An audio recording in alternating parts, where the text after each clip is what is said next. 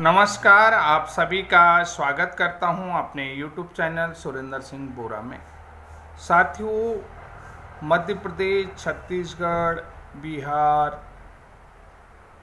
और पश्चिम बंगाल, उत्तर प्रदेश, सभी राज्यों में BEd joining teacher, all India BEd joining teacher की प्रॉब्लम चल रही है। इवन यहाँ तक कि उत्तराखंड भी उसमें शामिल है, लेकिन अभी उत्तराखंड में डिपार्टमेंट की तरफ से किसी भी प्रकार का नोटिफिकेशन नहीं है। अब सवाल यहाँ पर ये उठता है कि जो 2020-21 की भर्ती है, यानी कि 2020 की है, तो उस भर्ती में भी जो है कि बीएड ज्वाइनिंग टीचर्स को अब 2 साल होने को जा रहे हैं कि जो ब्रिज कोर्स की अनिवार्यता है वो 2 साल के भीतर 6 मंथ का ब्रिज कोर्स करना अनिवार्य है। तो क्या इन शिक्षकों के रेगुलेशन को, इन शिक्षकों के इंक्रीजमेंट को लेकर के इनको प्रॉब्लम आएगी या सभी लोगों का इंक्रीजमेंट लगा दिया गया है? जैसा कि 6 महीने के बाद जो है कि वेतन वृद्धि इंक्रीजमेंट लगता है, तो यहाँ पर क्या इन सभी शिक्षकों का इंक्रीजमेंट लगा दिया है या नहीं लगाया है? अब क्योंकि शिक्षक तो ऑलरेडी नौकरी कर रहे हैं, हर महीने उनको वेतन मिल रहा है। जहाँ तक डिपार्टमेंट की बात कर रहा हूँ तो डिपार्टमेंट ने भी सारे टीचरों की डिटेल मांगी है। 2005 से पहले कितने टीचर बीएड वाले नियुक्त हुए हैं जिन्हें डाइट डीएलएड के समकक्ष माना गया, और 2005 के बाद जो नेशनल ओल्ड पेंशन स्कीम के अंतर्गत नहीं आते हैं, ऐसे कितने शिक्षक हैं और उनके डेट ऑफ ज्वाइनिंग, ये सारी डिटेल मैंने बहुत सारी वीडियो के माध्यम से भी आप लोगों को दिखा दिया था।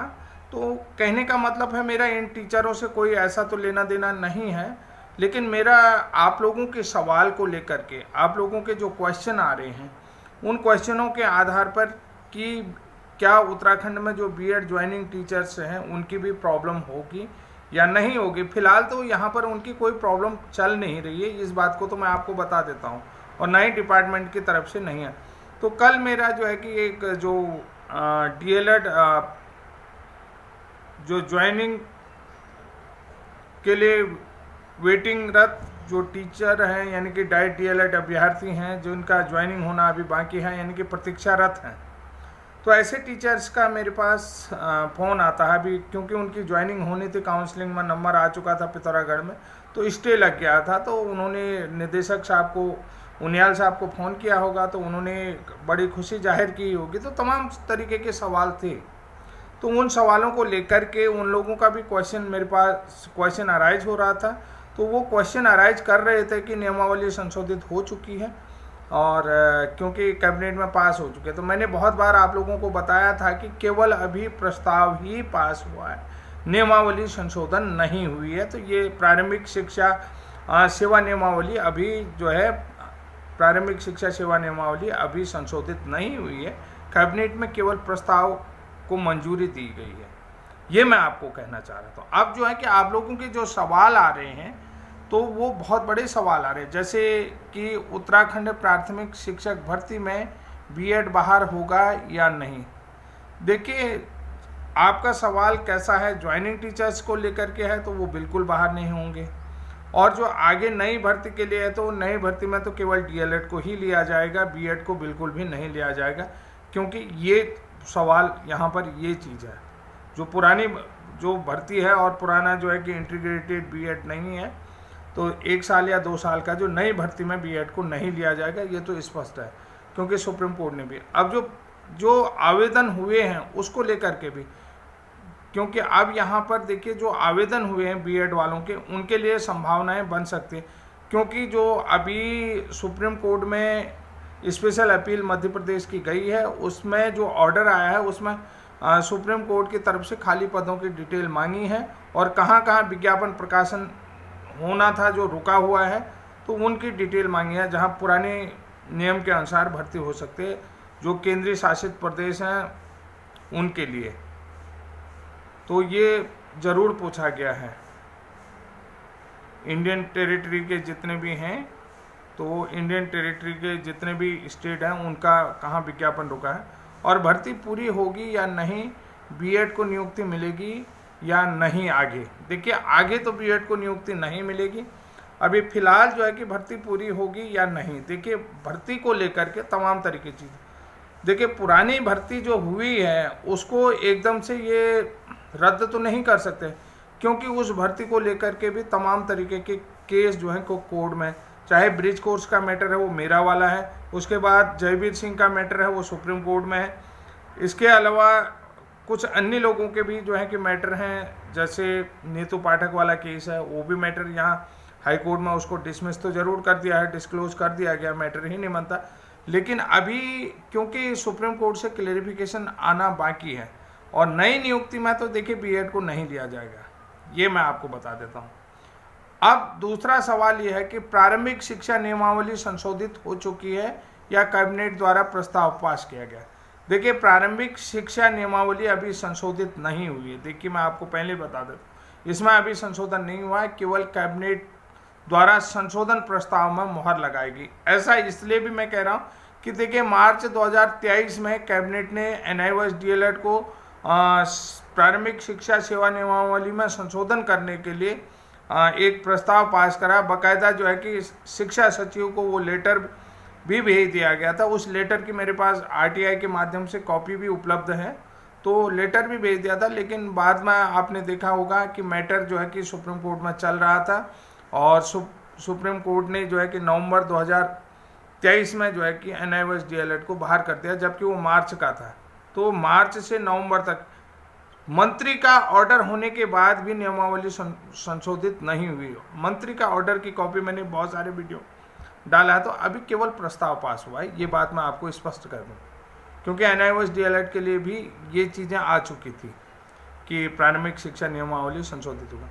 दूसरी बात, अगला सवाल है, सुप्रीम कोर्ट से BEd वर्सेस BTC क्लेरिफिकेशन का फैसला नहीं आया है, नियमावली संशोधन कैसे हो सकती है। तो देखिए सुप्रीम कोर्ट से नियमावली जो BEd वर्सेस BTC जो Devesh Sharma versus union of India का क्लेरिफिकेशन है, स्पेशल अपील है, उसका अभी तक फैसला नहीं आया है। 1 अप्रैल को ये केस लगा है। 1 अप्रैल के बाद BEd ज्वाइनिंग टीचर्स को राहत मिलती है या नहीं मिलती है, उसके बाद ही नियमावली संशोधन होगी। इसके बाद देखिए अगर NIOS DLED भी जीत जाता है, क्योंकि उन्हें स्टेट से होकर के फिर गुजरना है, तो अगर जीत जाता है तो फिर इसमें नियमावली में संशोधन होगा। फिलहाल के लिए देखिए जब तक ये क्लेरिफिकेशन नहीं आता है 1 अप्रैल से, क्योंकि मैंने आप लोगों को बता दिया था कि अभी ना तो नियमावली संशोधित होगी और ना ही भर्ती आएगी।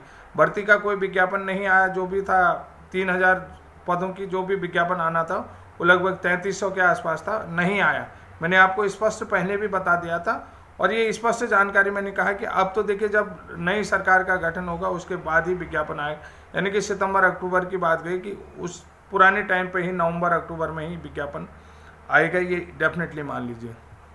अब भविष्य में BEd पात्र होंगे, 4 वर्षीय इंटीग्रेटेड BEd कार्यक्रम को लेकर NCT का नोटिफिकेशन आ चुका है। देखिए भविष्य में BEd जो है कि पात्र होंगे, कौन से BEd वाले पात्र होंगे ये मैं आपको बता दूं, क्योंकि 4 वर्षीय इंटीग्रेटेड BEd जो है कि उसको प्राथमिक शिक्षक भर्ती में लिया जाएगा, यानी कि 2030 से पहले 2030 से पहले जो है कि इंटीग्रेटेड BEd लेना शुरू कर दिया जाएगा।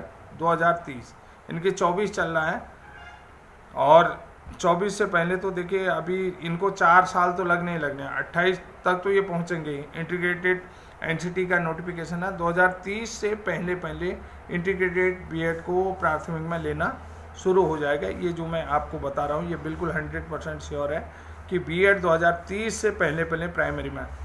इसके बाद BEd प्लस M.Ed 3 ईयर प्रस्ताव को मंजूरी। देखिए BEd प्लस M.Ed जो 3 ईयर का जो पाठ्यक्रम था, 3 ईयर डिग्री प्रोग्राम था, उस डिग्री प्रोग्राम को तो ऑलरेडी प्राथमिक भर्ती में शामिल किया गया है। एक अगला सवाल है कि CTET फर्स्ट फार्म भरने के लिए BEd वाले पात्र हैं या नहीं। देखिए CTET का जो नोटिफिकेशन आया है उसमें आपने 8 पॉइंट देखे होंगे। 8 पॉइंट में जिन BEd वालों की क्वालिफिकेशन 23/8/2010 के अकॉर्डिंग, NCT के नोटिफिकेशन 23/8/2010 के अकॉर्डिंग है, वो लोग उस कॉलम को टिक करके उसमें फार्म भरने के लिए एलिजिबिलिटी, जैसे BEd के प्लस ब्रिज कोर्स वो फर्स्ट फार्म भर सकते हैं उनकी, क्योंकि योग्यता 23/8/2010 के उसके अलावा 23/8/2000 के 50% बीएड मतलब 50% ग्रेजुएशन मार्क्स या बीएड पास हो, ये भी आपको बता। आरसीआई वाला भी जो मैटर है, आरसीआई का मैटर भी जो है रिकॉग्नाइज होना चाहिए। स्पेशल बीएड आरसीआई से रिकॉग्नाइज है, वो भी जो है कि टेट फर्स्ट का फार्म बने, उसमें पूरा नोटिफिकेशन आपको 8 पॉइंट दिए हैं, जिसमें एनसीटी के नोटिफिकेशन को लेकर के और जो सुप्रीम कोर्ट में केस का फैसला था Devesh Sharma versus union of India, सारे मैटरों को स्पष्ट करते हुए वो सारी जानकारियाँ वहाँ पर दी हैं। आप अगर सीटेट फर्स्ट का फार्म भरने जा रहे हैं तो आप सीटेट का फॉर्म भरने के लिए जो लोग पात्र हैं उसमें 50% का भी ऑप्शन है, ऐसा नहीं है। और एमएड बीएड वाला भी ऑप्शन है, सारी चीज़ें उसमें उपलब्ध हैं। और जो बीएड वाले हैं जो पास हैं 50% ग्रेजुएशन के साथ, वो लोग, इसमें किसी भी प्रकार का ऑब्जेक्शन नहीं है। सीटेट ने वो दिया है, उस उनके जो क्राइटेरिया है नोटिफिकेशन है उसको आप ध्यान से देखते हुए अपना फार्म भर सकते हैं। तो आज के लिए इतना ही, तब तक के लिए जय हिंद, जय उत्तराखंड। आपको हमारी जानकारी कैसी लगी तो प्लीज़ जिन्होंने चैनल सब्सक्राइब नहीं किया है उनसे निवेदन करता हूं कि चैनल को एक बार सब्सक्राइब जरूर, क्योंकि आपको महत्वपूर्ण अपडेट हमारे द्वारा जो भी दिए जाते हैं वो समय समय पर मिलते रहें। Thank you.